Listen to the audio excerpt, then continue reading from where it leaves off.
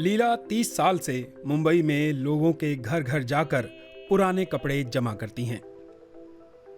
लीला का संबंध उत्तरी गुजरात की घुमंतु जनजाति वाघरी से है, जो लंबे समय तक सामाजिक भेदभाव का शिकार रही है।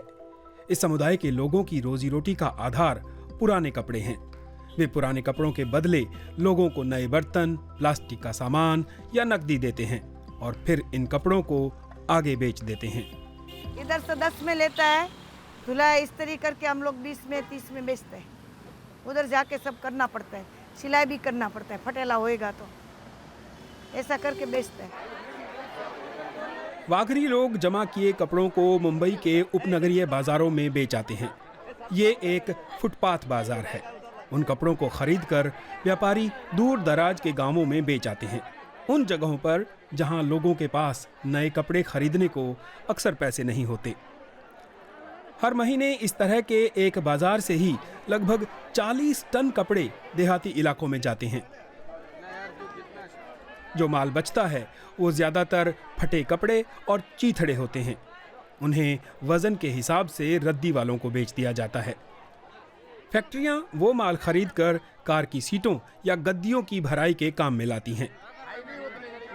वाघरी जैसे समुदाय सर्कुलर इकोनॉमी में अहम भूमिका निभा सकते हैं। इसलिए एक सामाजिक उद्यम बॉम्बे रिसाइकलिंग कंसर्न ने उनकी मदद करने की ठानी है। ये लोग every day more than 5 ton या 6 टन से कपड़े यहाँ आते हैं, तो मल्टीप्लाई करो कितना कार्बन डाइऑक्साइड वो लोग सेव कर रहे हैं। अगर यही सारे कपड़े डंपिंग ग्राउंड में, कचरे में या ये ड्रेनेज सिस्टम में कहीं पे भी जाता था तो ये एक कपड़ा खत्म होने के लिए कई साल लग जाते हैं। भारत में हर साल कपड़े का करीब 80 लाख टन कचरा निकलता है। अक्सर वो कूड़ा घरों में फेंक दिया जाता है या यूं ही कहीं भी। ये समस्या और बड़ी बन सकती है। दुनिया भर में 15 साल में कपड़ा उत्पादन 2 गुना हुआ है। फास्ट फैशन अभी भी लोगों की इस्तेमाल करो और फेंको की आदत को बढ़ावा दे रहा है। इसलिए कपड़े ज्यादा नहीं पहने जा रहे हैं, जल्दी फेंक दिए जाते हैं। कपड़ों को पहने जाने की दर पिछले 2 दशकों में करीब 40% तक गिरी है। फैशन उद्योग बेशक आर्थिक विकास में मददगार है, लेकिन वो संसाधनों के बड़े पैमाने पर दोहन पर टिका सेक्टर है। फैशन इंडस्ट्री में कल्पना से भी परे पानी इस्तेमाल होता है। 93 अरब मीट्रिक क्यूब। इतना पानी एक साल में 50 लाख लोगों के पीने के काम आ सकता है। ये मात्रा हम फैशन बनाने में उड़ा दे रहे हैं। आज सेकेंड हैंड कपड़ों का ग्लोबल बाजार फल फूल रहा है। भारत में ये बाजार अभी शुरुआती दौर में ही है। इसकी बड़ी वजह है पुराने सेकेंड हैंड कपड़ों को पहनने से जुड़ी हिचक।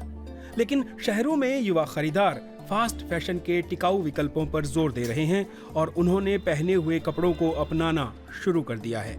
इसके चलते देश में किफायत की नई संस्कृति पैदा हो रही है।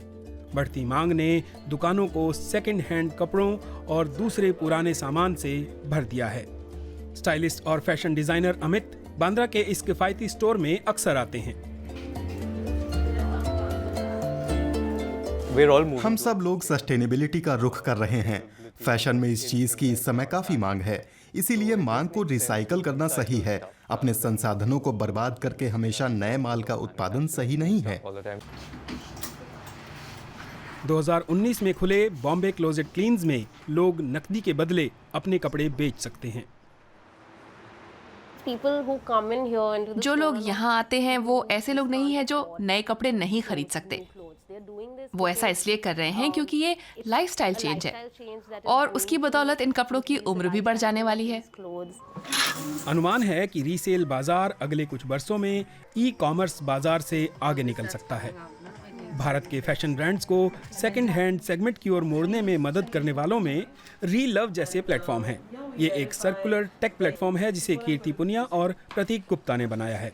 इसकी मदद से ब्रांड अपनी ही वेबसाइटों पर अपने उत्पादों को फिर से बेच सकते हैं। अगर आप पिछले साल जनवरी में इंस्टाग्राम पर #थ्रिफ्ट इंडिया देखें तो 4 लाख से ज्यादा पोस्ट थी। ठीक अभी 7 लाख हैं। जनवरी से अब तक ग्रोथ ही हुई है।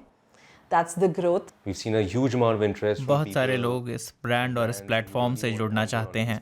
80% माल हमने बेच दिया है। औसतन 6 से 7 दिन में माल निकल जाता है। आज मैं कह सकता हूं कि हमारे पास मांग की कोई कमी नहीं, सप्लाई की कमी है।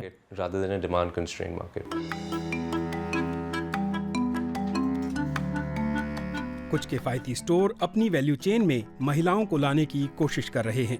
वे सीधे महिलाओं से अपने ग्राहकों की पसंद का माल खरीद लेते हैं। महिलाओं के लिए पारंपरिक कपड़ों की बिक्री के लिए भी वो वन स्टॉप कलेक्शन पॉइंट की तरह है। इस मॉडल को अगर आगे बढ़ाया जाए तो ये वाघरी लोगों की एक बड़ी चुनौती से निपटने में काम आ सकता है। उन्हें फिर दिन भर यूं सड़कों पर भटकना नहीं पड़ेगा।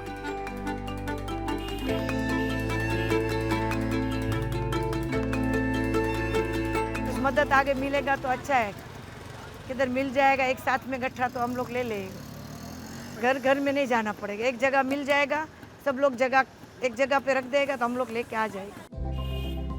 वाघरी जनजाति पीढ़ियों से गरीबी और लोगों की शक्की निगाहों का दंश झेलती आई है। उन्हें आवासीय कॉलोनियों में घुसने नहीं दिया जाता। एक जगह ठिया जमाएं तो पुलिस और अधिकारी भी उनका उत्पीड़न करने लगते हैं। उनके कारोबार को संगठित करने के कदम उठाए जाएं तो भारत 36 अरब डॉलर की कीमत वाले दुनिया के सेकंड हैंड मार्केट में अपनी भागीदारी बढ़ा सकता है। अर्बन रिसाइकलिंग में कीमती योगदान करने वाले वाघरी समुदाय को मान्यता मिल सकती है।